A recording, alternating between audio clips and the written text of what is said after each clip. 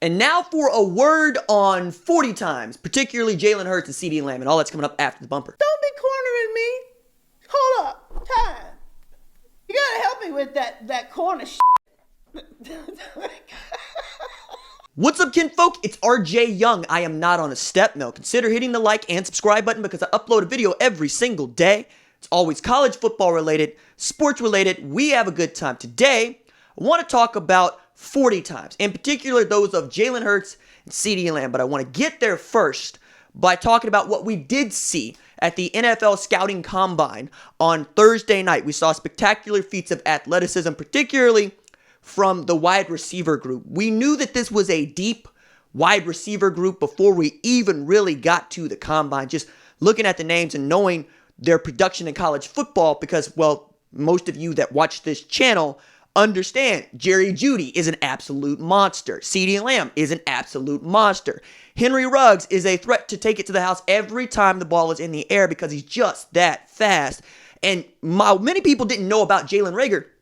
You know that I stick to the Big 12 in more ways than one, and I know all about TCU. I knew all about Jalen Reagor, and I'm glad that he got to showcase not just his prodigious 40 time, but his prodigious vertical, his prodigious broad jump. And then we got to the skill parts of this, and as I've said, you're going to hit just as often as any NFL scout in the first round because the talent is just there. CeeDee Lamb making spectacular catches, one where he contorted his body in a way that it's not supposed to be contorted to make that catch, but underline his 4.4 time in the 40. I didn't think he was that fast. I have to admit, I thought 4.51, the first one that he ran unofficially, was about where he was supposed to be. But then he drops 4.4 on us and we're going, oh goodness me, that's wide receiver one right there. It has to be. And then underscore that with Chase Claypool throwing down a time, man. Running the fastest 40 for a man his size, 6'4 and a quarter, about 240 pounds, since Calvin Johnson dropped 4.37 in the 40-yard dash. So might be another Megatron out there. Chase Claypool was one of 46 players that was asked to go through drills at another position as well, one of them being tight end. And I think, yeah, he could project to that because in a league where you still want to use that Y type, you still want to get that matchup nightmare, there just aren't that many of them. You would put a premium on a guy like Chase Claypool. I think that the collective bargaining agreement needs to reflect that. I mean, see Jimmy Graham, who had it out because he played as many snaps and like a wideout as a tight end, but the way that they wanted to pay him was a bit different. Just make sure you get that worked out. But right now he's a rookie. He'll be on a rookie deal. And I think if he's there in the first round, it might not shock some people to see him go. But, you know, I'm a Cowboys fan and I would love to see him end up with the Dallas Cowboys because Blake Jarwin apparently is not the answer there. You brought Jason Witten back out of retirement. And if he's willing to play that tight end role, he could be absolutely outstanding. We thought Henry Ruggs was going to lay down the fastest time at the NFL Scouting Combine. Didn't go down like that. He ran 4.28, which is still stupid fast, man. You're in the top 10 all time with that 40 time, and at 5'11", 180 pounds, the comp is immediately Tyreek Hill, but you would also need to build around that guy. I think that putting him in the slot limits him, but if you're going to move him around, put him at the slot, put him at outside at the numbers, put him at tailback, you're going to be really good.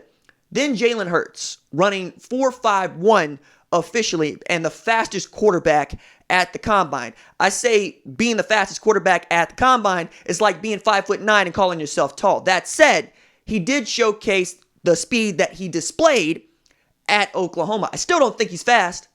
I still think it's slow because I'm comparing him to the rest of the NFL and the rest of the skill players.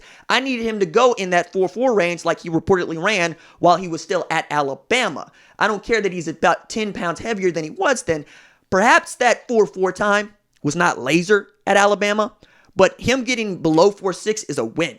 And him going through this NFL Scouting Combine without a hiccup is a win. He looked good throwing the ball, so much so the NFL reporters are like, we don't understand. What are the problems? Why are we talking about his inaccuracy? Yeah, well, watch the Iowa State film, watch the TCU film, watch parts of the Kansas State film, and of course, watch the LSU film, and you'll get all the answers you need. That said, I could see him going into the third round. I still think he's a fourth round pick, but as a quarterback, he has more positional value, and he's the best leader of anybody at Lucas Oil Stadium. I mean, that's just far and away. And his experience in college is unlike anybody else's ever in the history of the sport. he's unique in that way. So understand that when you get Jalen Hurts, you're not getting the best quarterback in this draft. You're probably not even getting one of the best 3 quarterbacks in this draft. You are getting the best leader in this entire draft. I think he did a lot to improve his stock over a guy like Jake Fromm, who ran a Landry Jones kind of 5 flat. Like, this is a guy that was a 5-star according to One Network, Rivals, coming out of high school. And a guy that was committed to play at Alabama flipped to Georgia. Kirby Smart believed in him, but Georgia fans not so much, right? So we got to talk about Jake Fromm as the real loser at this NFL scouting combine, because he just did not look like he was separating in any way. He didn't look like the kind of athlete that should be the quarterback at Georgia right now. I think that's one of the reasons you saw Kirby Smart go get store brand Cam Newton, Jamie Newman, a guy that can run and pass. Dwan Mathis is going to compete for the job. You got to be able to move back there now, and running 5 flat, running a Landry Jones time is not going to make you QB1 in the NFL, even if it does make you QB1 beyond the lights. Last thing I wanted to put was Justin Jefferson basically predicted his 40 time at the Peach Bowl with his 4s, right? 4-4-4. This was a guy that was a 3-star according to the 247 Sports Composite, and a 2-star, I believe, according to Rivals. It just wasn't projected to be much. And not only did he set records against Oklahoma in the Peach Bowl, he's got a national championship ring to show for it. And yeah, he talked about donating the money that Odell Beckham Jr. gave him to charity.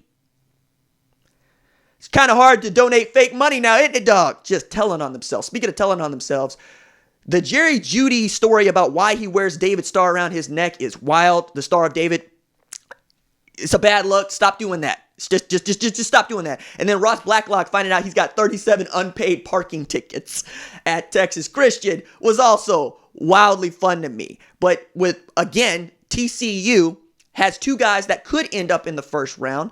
Probably won't, in Ross Blacklock and Jalen Reagor, but they'll be first 4 round picks, right? And we're waiting to see what this means for Devin Duvernay, because in this deep wide receiver class, he might be the odd man out because he's fast. And I was this many years old when I learned Devin Duvernay was Kyler Murray's cousin, but he doesn't have the size of some others.